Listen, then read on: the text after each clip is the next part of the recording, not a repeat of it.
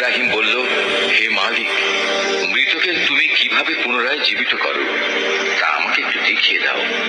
আল্লাহ তাআলা বললেন, কেন, না দেখে কি তুমি বিশ্বাস করো না?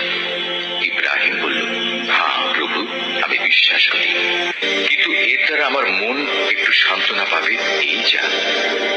আল্লাহ তাআলা বললেন, তুমি বরং এক কাজ করো, 4টি পাখি ধরে আনো, অতঃপর আস্তে আস্তে এই পাখিগুলোকে তোমার কাছে পোষ মানিয়ে নাও, যাতে ওদের নাম তোমার কাছে পরিচিত হয়ে যায়।